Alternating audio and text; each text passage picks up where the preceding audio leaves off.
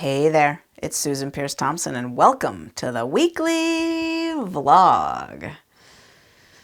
All right, I have a topic to talk about today that I talk about in the boot camp, and it's kind of central a bit to the ongoing discussion we've been having together about getting ultra-processed food addiction listed as an official diagnosis in the DSM-5 and recognized by the World Health Organization and listed in the ICD-11.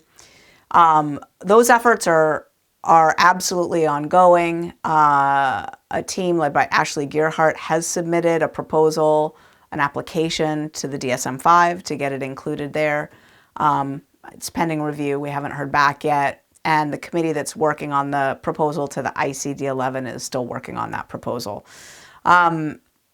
One of the things that was central at the conference that we held in London back in May of 2024, the first International Food Addiction Consensus Conference, one of the things that emerged as a central aim of the research that needs to be done is on withdrawal, food addiction withdrawal, like when you stop eating ultra-processed foods, when you stop eating sugar, stop eating flour, do you have withdrawal symptoms? A lot of us know that we do because we've experienced it, right? And I wanted to talk about an update on this research because just in the last couple weeks, a group that I'm a part of called the Food Addiction Professionals Network, FAPN, Food Addiction Professionals Network. It's a loose network of people generally who are clinicians who treat people with food addiction. I'm a little different in that group because I'm not a one-on-one clinician per se. A lot of them are, social workers, therapists, psychotherapists, coaches, and they really have a practice of where they work one-on-one with people who have food addiction.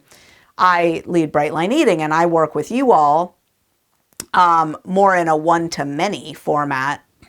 But anyway, still, I'm in the group, and there is a journal article club reading group that is hosted by the FAPN, the Food Addiction Professionals Network, and we met recently, and the article that was chosen is called, it's on processed food withdrawal scale. I think it's introducing the processed food withdrawal scale.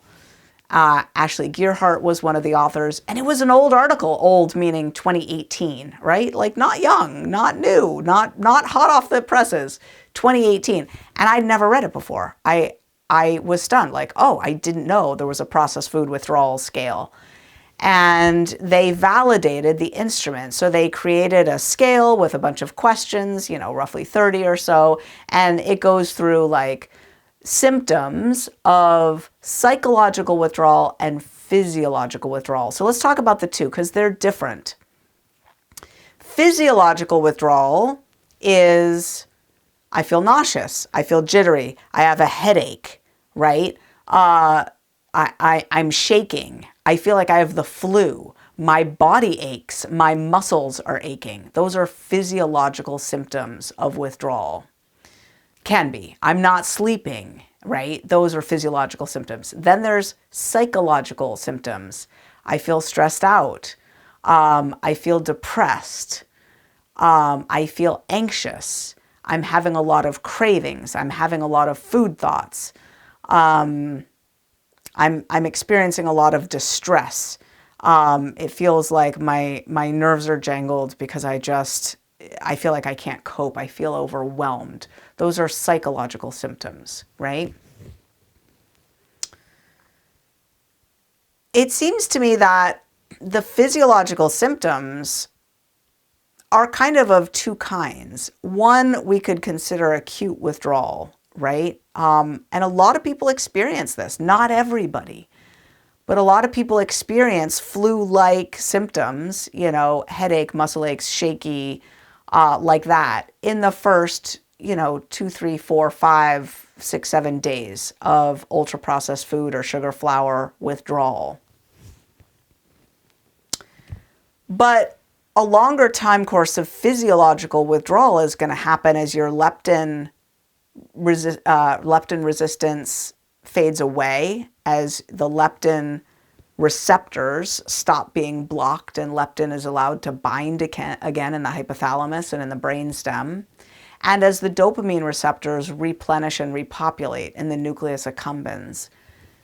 That's going to largely take place over, the first 1 to, let's say, 8 weeks. I have data in my research showing that both of those are largely resolved in people by 8 weeks. That's extrapolated data, because what we're really measuring is that cravings and hunger have all but gone away at 8 weeks, which shows that the systems that were dysregulated, that were causing that craving and that hunger, are now righted. They're healed. They're resolved, right? They're doing better. So that's a longer time course of physiological withdrawal, right? That's like up to 8 weeks. Or longer, because that was an average over about 1,200 people, but that's average. Some people would have experienced way longer. And then there's psychological withdrawal, which tends to peak pretty quickly, like in the sense of in the first day, 2 days, 3 days, few hours, right, after giving up sugar, flour, processed foods, your cue reactivity is really high, meaning anything that reminds you of your food is going to be more distressing, and those cues are going to hit you harder. If a TV commercial comes on with the swirling, whatever, the food, it's just going to be more burdensome and attractive, and you're going to have more longing, more craving to it. So that's cue reactivity.